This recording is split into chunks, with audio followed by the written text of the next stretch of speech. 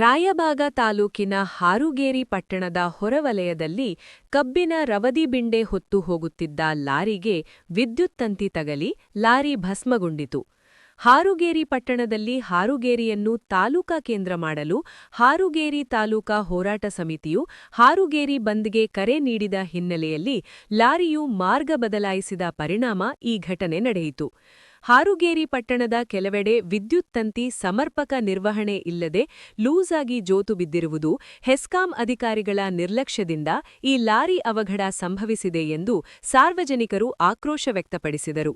ಇನ್ನು ಈ ಘಟನೆ ತಿಳಿದ ತಕ್ಷಣ ಅಗ್ನಿಶಾಮಕ ಸಿಬ್ಬಂದಿ ಸ್ಥಳಕ್ಕೆ ಧಾವಿಸಿ ಬೆಂಕಿಯನ್ನು ನಂದಿಸಿ ಹೆಚ್ಚಿನ ಅನಾಹುತ ಆಗುವುದನ್ನು ತಪ್ಪಿಸಿದ್ದಾರೆ.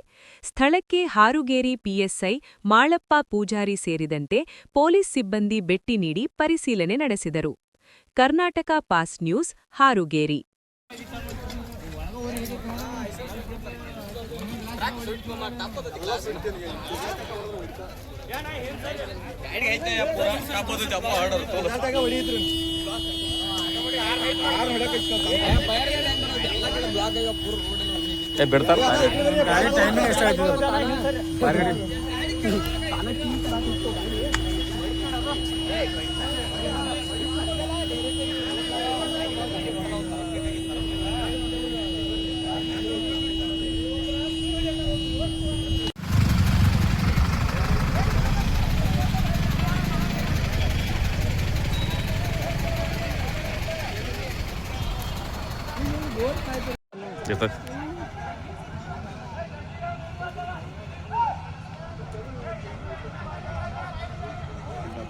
अब यहाँ